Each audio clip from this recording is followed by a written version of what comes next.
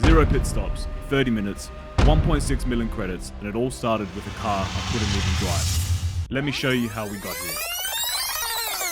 Update 1.68 just dropped, and PD gave us something special. The Mazda fini RX-7 Type R, an absolute legend. But the real story isn't the car, it's what you can put inside it. The R26B, the 878B Le Mans engine, a 4-rotor screaming monster that won the Le Mans in 1991, and now it fits into an RX-7. So naturally, I would do what any credit grinder would do. I took it straight to Sardegna. And it took about 4 seconds to realize this car is undrivable here. This car wants to kill me, I can feel it already. Yeah, I'm not recommending this car for Sardegna. But that got me thinking, what if the problem isn't the car? What if I'm just using it wrong? Sardegna punishes power, but there's one track in GT7 that rewards it. Long straights, minimal braking, that's Le Mans. So I built a 700 pp Le Mans tune. The fuel should be manageable. But here's the real problem with Le Mans. It almost always rains, and when it rains, you pit for inters. That's just what you do. Okay, fuel map. Let's run with fuel map 4. It's gonna run 0 bias. We'll keep an eye on the weather. So far so good, it's quite nice. So off the line, and oh my god, this thing on the Mulsanne straight is a missile. By the end of the straight, believe it or not, we're in P1. First lap, first straight. The AI had no answer for this car.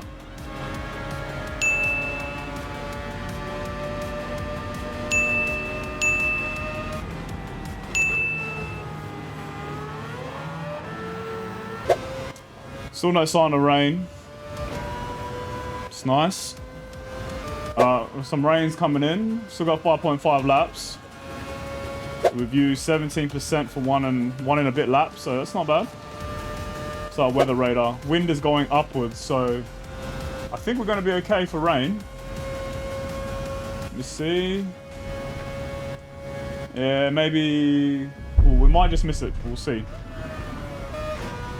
I mean, it wouldn't be a Le Mans race without some rain though, would it? So, see how we go. So I make the decision to stay out for another lap here. As you can see, the weather radar is showing light blue. Now in Gran Turismo, when the weather radar shows light blue, you can very often, in most cases, you can get away with just racing on slicks. So here I'm taking the risk of going for another lap and hoping that it's not going to rain. Do one more lap. It's going to be risky, but I think it's going to be alright. Sky is turning grey. The AI is pitting. Rain still hasn't hit the track yet. I think we're good for this lap for sure. Oh no. Just couldn't brake. That's going to be another penalty, isn't it? I'll start short shifting a little bit, save some fuel. On fuel map 5, the fuel's looking great. I'm just going to start short shifting to ensure we have enough fuel so we don't need to refuel if we do need to pit for tyres.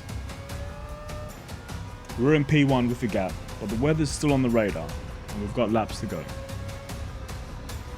I think the track is a little bit moist. Well, we're not showing anything on the moisture meter, but it's definitely a little bit of reduced grips in areas. We're coasting though. Minute 20 up. Still got half a tank. 15 minutes left. I'll start fuel saving a little bit. I guess if you want to avoid having to fuel save, just run it on fuel map 6. You'll be good. But if you want to fuel save, just shift at 8.5 to 9,000 RPM. Ah. Yeah, that was a bit of a cut. I don't think we're getting any rain this race, which is unusual for Le Mans, but anyway. So whipping it forward here to lap 6 at the end of the Mulsanne straight. We've already lapped majority of the field, and the AI have been pitting this whole time, so we have a lot of time up our sleeves. 7 minutes left, and we've got 1.7 laps of roughly of fuel remaining, quarter of a tank.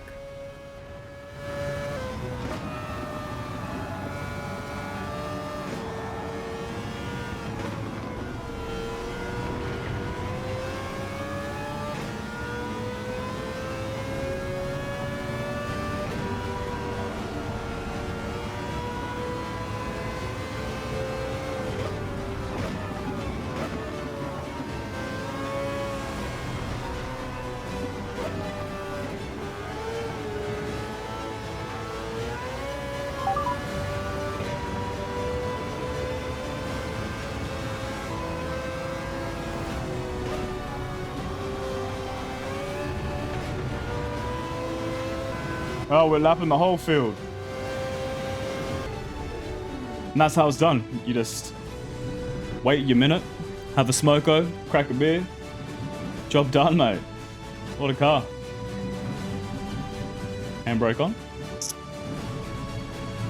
We're just waiting for this minute to be up and we'll get our credits.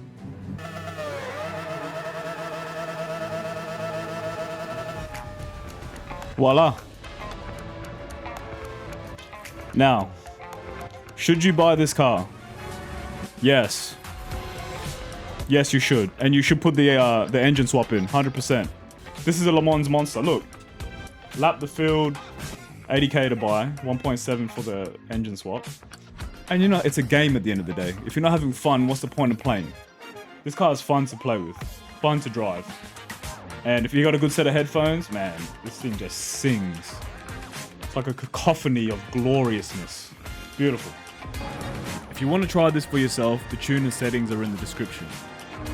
If this helped you out, smash that subscribe and like button. I've got more Gran Turismo 7 strategies coming that'll save you time and make you credits.